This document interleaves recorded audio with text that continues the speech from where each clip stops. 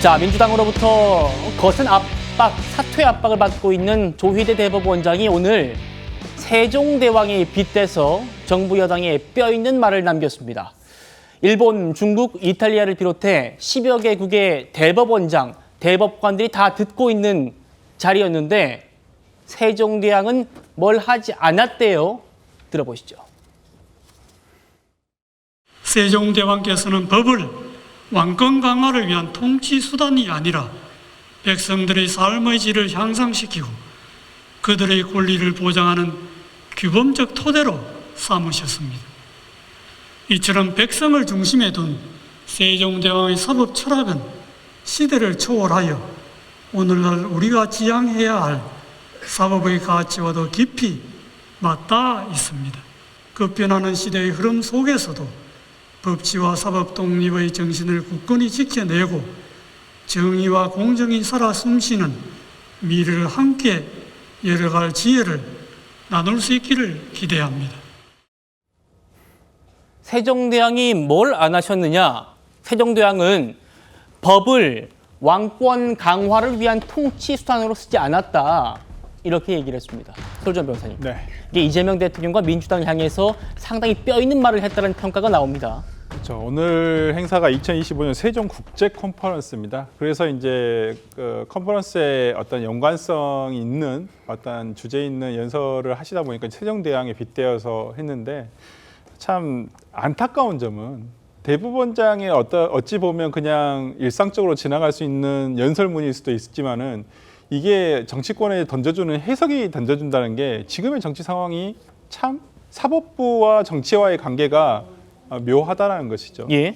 최근에 벌어지고 있는 조희대 대법원장에 대한 부당한 사퇴 논란 이러한 부분과 관련해서도 오늘의 조 대법원장의 어떤 이 연설문이 해석이 될 수밖에 없는 상황인데 특히나 저는 뭐 이재명 대통령에 대한 뭐 얼마 전에 문영배 전 헌법재판소 대행 소장의 어떤 뭐 헌법을 읽어봐라 이 말과도 저는 인맥상통하다 봅니다. 예. 그게 대통령에 대한 얘기든지 아니면 국회에 대한 얘기든지 어찌됐든 간에 모두 다 헌법기관에 대한 경고라고 저는 생각을 하거든요.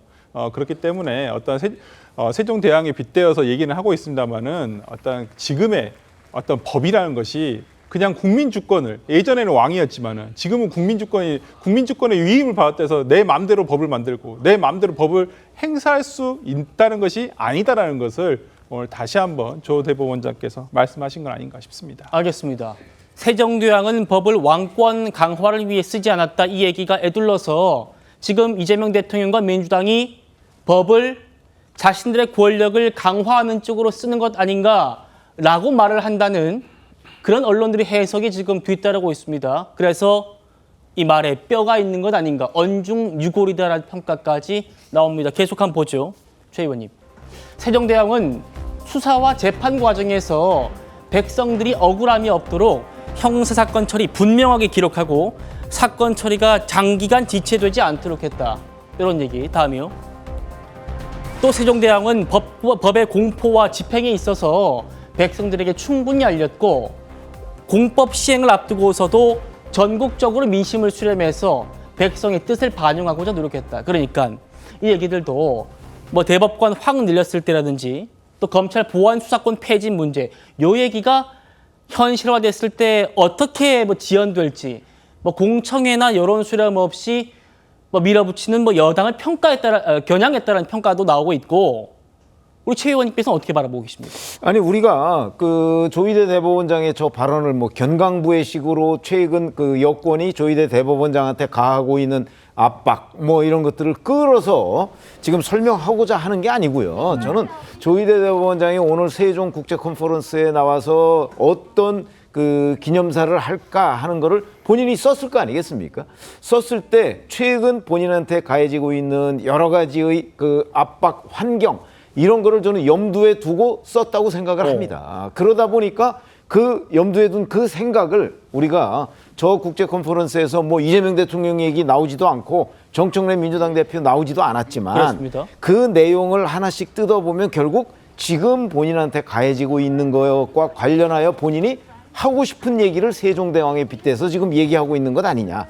그렇게 저는 충분히 해석할 수 있다고 보거든요. 예. 그런 점에서 본다면 사실은 그 대법원장이 그 어떤 여권과 이런 문제를 둘러싸고 정면적으로 그 대결할 수는 없는 겁니다. 그렇게 되면 정치에 휘말리게 되잖아요.